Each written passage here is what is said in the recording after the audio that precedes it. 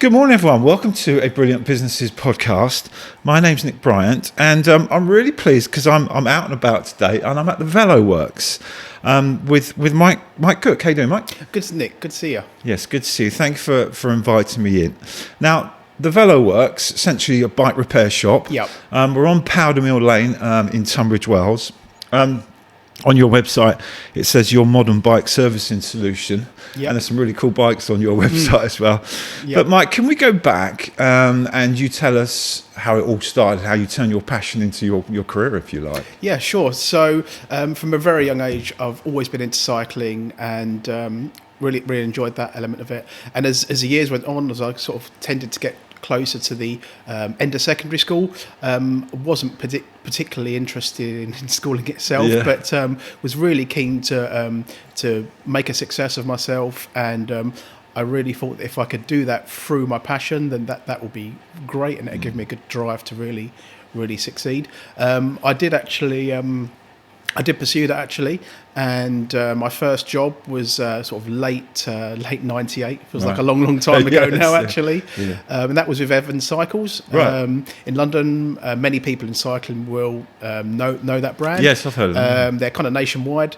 Now, when I started there was sort of 5 shops. Right. So okay. just sort of in the sort of centre of London and slightly on the outskirts. I think there was one in Kingston at the time. Yeah. So it was a much smaller outfit.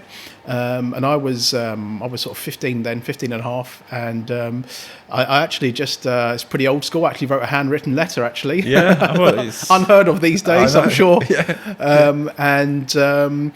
I basically just said to them, I've got a real passion for cycling. Can I have an apprenticeship of some description? Yeah. And they were really keen. Took me on, and that was sort of late '98. I love that. And it was so good being there. Being out of a school environment. Ultimately being paid to do something you enjoy, especially at that age. Yeah. It was thoroughly enjoyable, and that was kind of the start of working in the cycling industry, basically. No, I love it because it just shows you that if there's something that you love doing, you've got to reach out to someone. The opportunity is there. Never ever think that it's not for you or whatever reason, and you've proven that. So that's really good. I think it's really important. I always say that to friends with sort of younger children and stuff. I think if they find a passion, then they're halfway there to really kind of making a success of themselves. Absolutely, yeah. Whether that's kind of academically or out of school even. I think if you've got a passion for something, that ultimately gives you that drive that really kind of spurs you on to sort of succeed, really. Yeah, no, I love that. So then, obviously, Evans, you then sort of upsticked, or what happens? So I went from Evans to Wildside Cycles. In Tunbridge Wells. In Tunbridge Wells. That was 2000. Mm-hmm. So I've kind of spent broadly most of my sort of working age life in and around bikes, really. Yeah. And then come up to sort of 2014, beginning of 2014. Many people in Tunbridge Wells will be familiar with the Velo House Cycling Cafe. Yeah. Great place. It was, yes. Many people remember it, if not only for the bike shop, but for the great breakfast and the cafe there. Good coffee, yeah. Yeah, and the coffee. It was a great layout. Yeah. And although it was only operational for just under 4 years, it left such a mark in Tunbridge Wells. And everyone speaks about it now. So I actually I was lucky enough to sort of work there for the entire time that it was open, and that was great. Really enjoyed it. Met so many people there. It was a real sense of community there. It was a real hub, whether you were a cycling club or you just wanted to go with your mates for a coffee and some breakfast on a Saturday morning. It was such a great space, really, and I thoroughly enjoyed. So you were time there upstairs? So the shop was actually upstairs. Okay. It's actually a very, very large building, actually, because it was the old. People may be familiar with Tunbridge Wells. It was the old NatWest Bank. Yes, it was. And if you go in the basement, the actual safe was still there. Actually, was it? Sadly, it was empty. But so the cycle shop was upstairs, right, and the workshop was just behind the cafe. Right. So you was always kind of in and amongst the noise and the vibe, etc. hidden away out the back, though, doing all the hard work. Exactly, yeah. So that unfortunately didn't last there, did it? Because now they're turning it into flats, I think. They're turning it into flats, and I think the actual cafe itself, from what I understand, they've kept that part of the building separate. And I think because I saw that was actually being let out apparently. Oh, is it? Okay. Yeah. So I'm not entirely sure what that's going to be, but you left there lucky enough to have a database of customers that you could tap into to set this up, did you? Yes. So towards the end, I've actually got my old boss to thank for that. Actually, Ollie, he was super helpful in actually making my establish my new business, and he was kind enough to give me the database to get me started. That's really nice. I think he was really, really keen for me to make a success of it. So he was really kind of helpful in setting that up, really. So we started the Velo Works started in January 2018. Right. So pretty much straight after the closure. We closed around, I think it was just before Christmas on the 2017. Right. And in that time, I really wanted to kind of hit the ground running and have a building and a business set up for January the 2nd, so that when everything kicked off after Christmas, I'd still be at the front of people's minds, and it'd be like a really smooth transition. Right, okay. And luckily that's how it worked out, actually. Well, and then you had this place, did you? Yeah, not specifically where we are. Okay. But I started on a much smaller unit, same site, but just a few units back. Right, okay. That was a much sort of smaller setup, and kind of, grew out of that one really quickly. Yeah. We almost grew out of it before we sort of started, really. And in those so January this year obviously would have been 7 years. Yes. And in that time, the business has grown quite significantly. Awesome. In terms of sort of physical space and customer base, really. Yeah. And most of that is through word of mouth. So it's been a real success. Yeah, no, this is a great space. I mean, if you can see on the camera, the behind, you can just see the bikes. It's almost like they're these are like what for cars, ramps going up, but they're for bikes. So they were quite a recent addition, actually. So it must make your life much easier, though, rather than bending over. Exactly, and now we're set up with 4 active workstations. Right. So, and we've got a much bigger space. We've also got a large storage area, secure storage that stores up to 30 bikes. Oh, perfect. And we utilise that obviously for storage, but also we use it for storage hire. Right. Some people or quite often people have more than one bike. Yeah. And if they're running out of space, and obviously we offer that as a storage opportunity as well. That's good. Yeah. So it's great just having a much bigger and comfier working environment, really. Yeah. And tell us about the business model, because you get the customer to supply the parts and you do the rest. Is that right? So it's quite a unique business model, really. One thing that I'm sure many people, certainly in cycling and sort of, in life in general, is they've noticed that everything has gone up significantly in costs. And that's certainly the case with cycling. Generally online, and this is probably applies across the board, generally online people have much kind of lower operating costs. It's generally based in a warehouse, etc. So we decided to take advantage of that and actually utilize all the online side of things. So clients will bring their bikes in, then we'll assess them, let them know what's required, and then we'll send them the relevant links for the clients to order the parts online and directly to the workshop.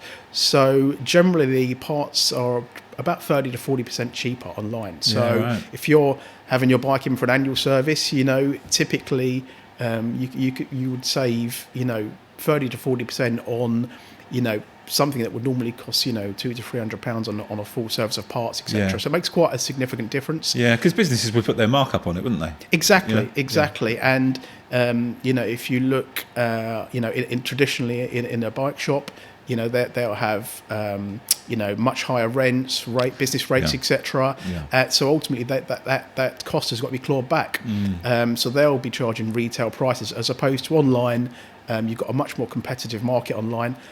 So there's we've found it's been a huge asset to the company, offering cycle solutions and servicing at a much more competitive price, and also what we've also found is it's a completely transparent business model, because we're not actually selling parts. Yes, of course. It's not really to our advantage whether the parts are bought or not, really. So I think clients really see that as it's very transparent, Yeah. So a client can go to a bike shop that sells the parts and say, I want a full service kit for a certain bike. Yeah. And then the service kit is sent here. Yeah. You get the kit, you fit it, you service it. Yeah. Exactly. And how much do you charge? What are your prices then? How does that work? So generally speaking, every bike's different. So we normally have a set standard a price range depending on what service you want. But we always suggest to clients, bring the bike in for a free assessment, and then we can fully assess the bike and see exactly what's needed.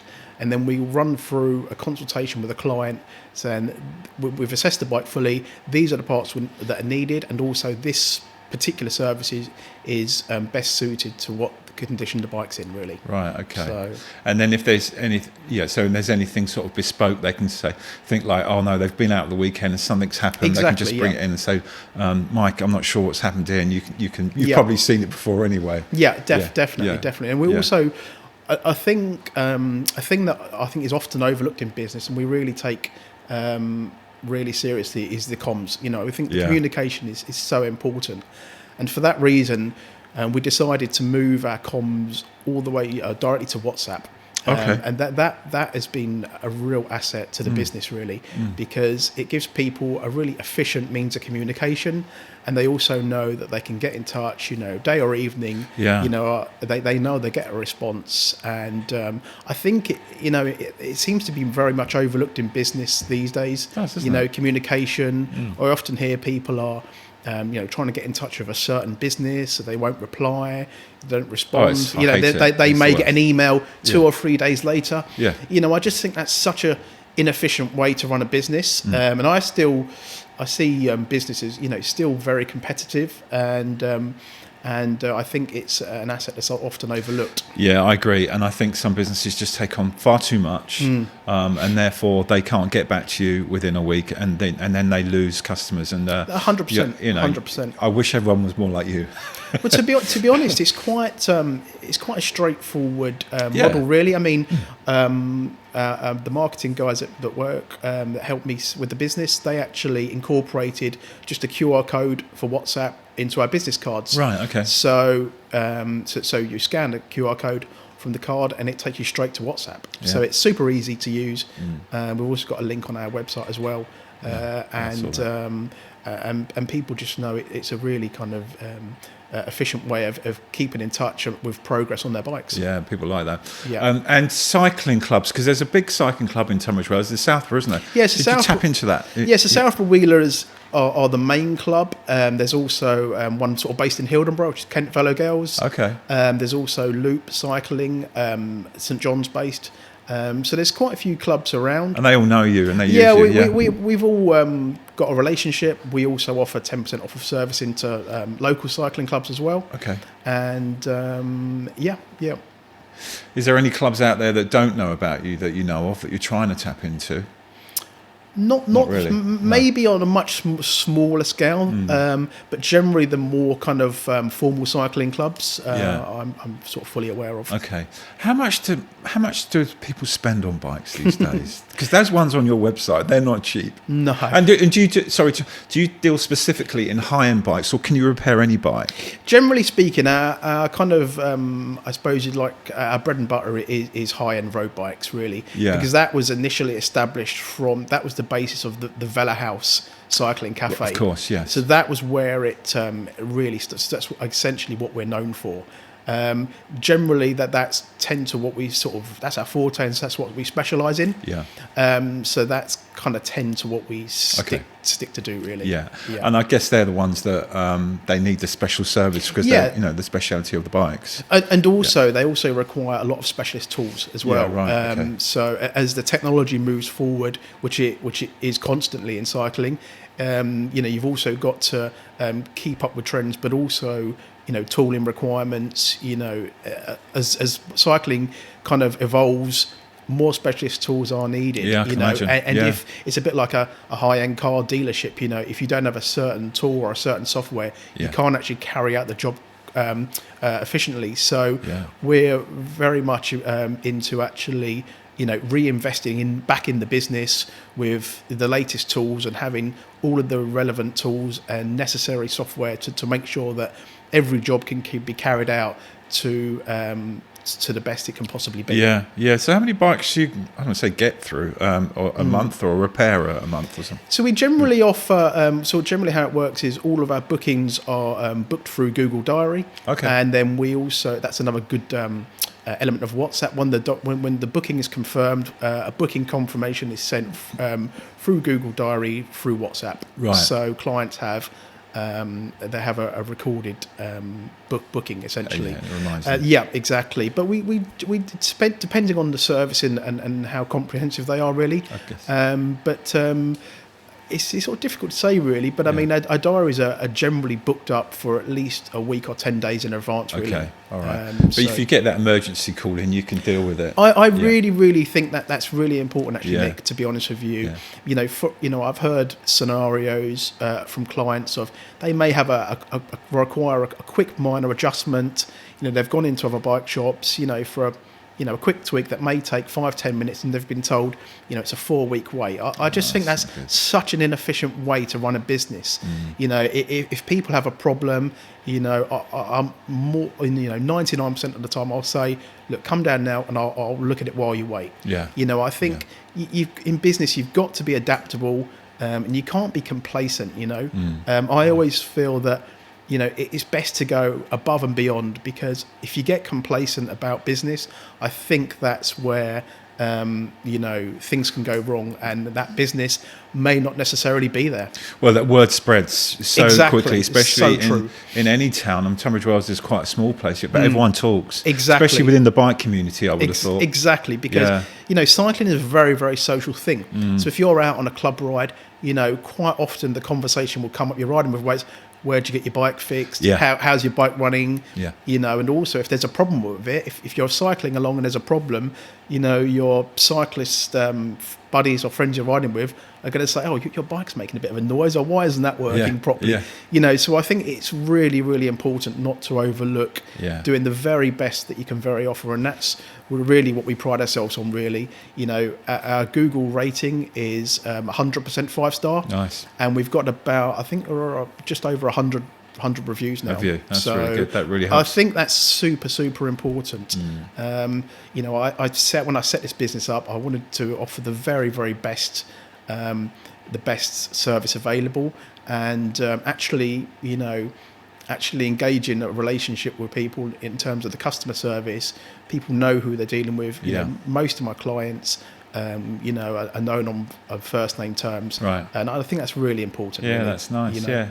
What's your plans for the future then, Mike? You just continue just doing a good job and just keeping this, and just you don't want to expand, or that's for sure. Certainly, I'd love to expand. Actually, I'm continually thinking about ways of evolving the business. How to make it more efficient and ultimately grow it. I think we're in a good position now because we've secured a much larger location. That was one of the limiting factors in the previous location. I think now we've got 4 active workstations.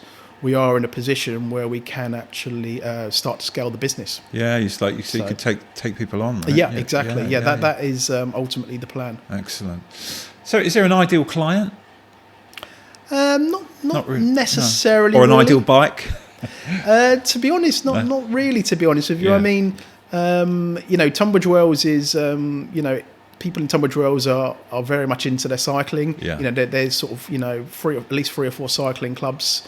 So we're in a very nice area. Yeah. And certainly in terms of the location, it's a lovely part of the southeast, and it's full of really nice cycling routes. Yeah, that's plenty. So it's a great place to be, really. Yeah. I've been in Tunbridge Wells for 24 years now. Have you? And it's great. Yeah, I really it's a lovely town to live in as well. Yes, it is. Yes, it really is.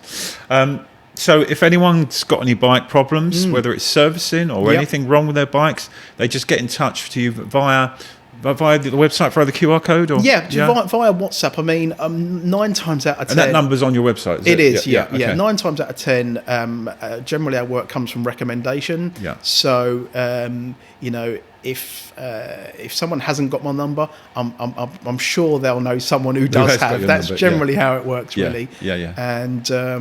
just drop me a WhatsApp anytime. Okay. And then people bring the bike down to you. Yeah, we're in a very, I thought about this quite a lot before I set the business up, because location is super important. Yeah. And ultimately, everyone lives in different parts of town, so it's never going to be perfect for everyone. But I think we've got it.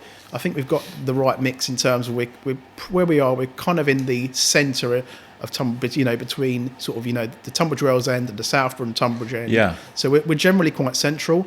It's accessible, and it's also there's also ample parking. So we think the location is perfect for that. Website veloworks.co.uk? Theveloworks.co.uk. Theveloworks.co.uk. I'll put all those details underneath this podcast so people can get in touch with you if they need to. Excellent. And thanks for inviting me in, Mike. It's been great talking to you. Yeah, it's great chatting, Nick. Yeah, and I really enjoyed it. I think you're doing something really, really cool down there, really special. I love the setup. It looks really just accessible for everyone. And it's a great location. The business has been a real success over the 7 years it's been running, and we just want to continue to do that, and continue to try and reach more clients, and try and introduce more people to cycling as well. Help people with their bikes. So thanks again, thanks for asking me in, and we'll see you all for another podcast soon. Thanks, Mike. Cheers, Nick. Cheers.